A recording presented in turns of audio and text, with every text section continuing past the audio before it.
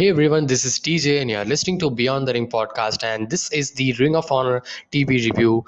And this week's Ring of Honor show was a really good show, I would say, and a really strong show. And that's the right word, because all the three matches they had was very nice. And the Ring of Honor Women's Championship tournament continues on a full swing. And last week, it was better than last week, I would say.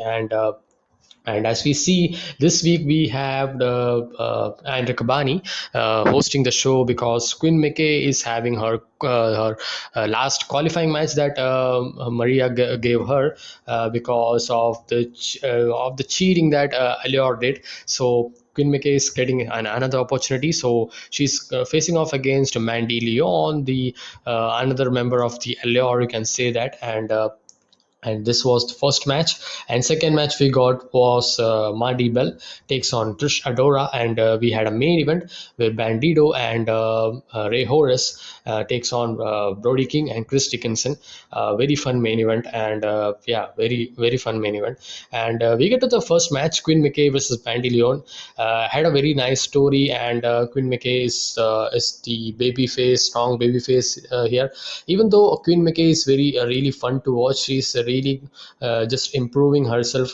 Very kind of she should they should give Queen McKay a lot of time in the ring. I would say that kind of matches, because she needs that kind of improvement. I'm not saying that she's not. Bad, she's not good or something, but she's very kind of improving wrestler, and she could be a very great babyface women's wrestler in the women's division. And she has to have that kind of look and have that kind of whole charisma, I can say that. And Mandy Leon perfectly played her heel character very well. And Queen McKay, right out of the bat, we know how they are having this. They had this rivalry going on last time. Mandy, I think so. Angelina Love actually defeated her, so kind of a frustration she and the aggression that she's shown here. But she kind of had made a lot of mistakes here and there, and Mandy Leon capitalized on that mistake. And you should have aggression, but you should not be lost on that. We should have confidence, but you should not sort of very overconfidence. That was kind of shown by Queen McKay. She didn't have back of the mind that she is very kind of inexperienced in the character standpoint, I'm saying. So that was played down in the story point of view, and Mandy Leon capitalized on that very well, and trying to counter all of her maneuvers. And a spear from McKay before the bell, and that was a good beginning, I would say. A good power display by Queen McKay as well. And Mandy Leon's one hell of a big I mean a big woman, I would say. And yeah, and she's very she had a lot of weight. And but Queen McKay did a very good job having a power slam and all. And commentators kind of sold it so man. They did this like someone like Biggie or something is getting the championship victory or something, because they actually lost their mind when Queen actually reverses. McKay kind of goes for the Tangerine Dream, her submission, kind of a chicken wing submission, I think so. And she Leon was escaping, and she busted out and with a back stunner. And that's what the thing. She was very experienced, and she was very prepared for this, facing against Queen McKay. And Queen reverses into cross leg roll up, and she gets a 3 count. And the announcers lost their mind as Queen celebrates. And I thought Mandy would be attacking from the back. She yells at the referee, and she just gone from there. And Queen hugs the announcers and all. And they did this a lot of a big moment for created a lot of big moment for this match. And Queen McKay advances into the next round, and she will face Roxy in the next round. And we get a second match, which is Marty Bell versus Trish Adora. The pre-match promo, guys. This you should watch this, because they put on a great kind of a character of both wrestlers, what they are thinking about and why they are doing it, and all the reasons and all. And that just is a nice, very good storytelling that they do. And especially in this show had a very good moment, I would say, that had on this show to be a very really good show, as I said. And Marty Bell is kind of grew up as a New York tomboy, played sports and danced and acted, she says. And for many years, she said she was mindful of what people wanted her to be. I know she can be a million different things, she says. And Trish Adora on the other side had a lot of adversities and poverty. Her mother suffered from cancer, so she kind of cried her.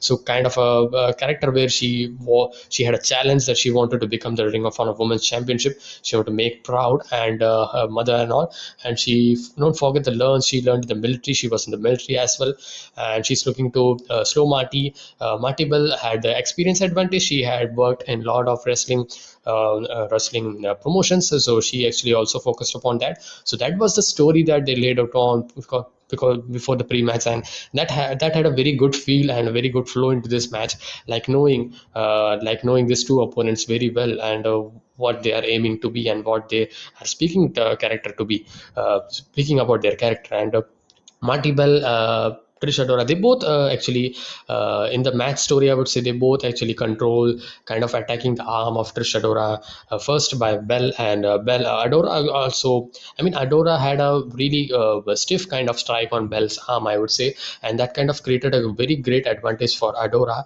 And we had Chelsea Green in the commentary. I don't know, apart from absolutely, she's just sitting there. I don't know. She says absolutely so much times. I mean, not on this week. I mean, we are seeing her for a few weeks right now, and let's see how when she will be. I think that clause kind of thing. That's a thing, I would say. But her name is getting cleared actually, and kind of trademark thing that WWE had. So she's getting back that name, Chelsea Green. So that's glad and good for her. Again, this match had a lot of. Uh, Pure technical wrestling that Adora has, and Adora was really good in that. And Marty Bell also hanged up with very well with Adora, I would say, and with stiff strikes, forearms, and continues to land the knee strikes, and finally gets a 2 count off, and she works Trish over in the corner, misses a charge after making a gesture towards Chelsea Green. So Chelsea Green says that she kind of. Demanding her to get in the ring, or kind of wanted to face her. She just said that and kind of had a distraction there.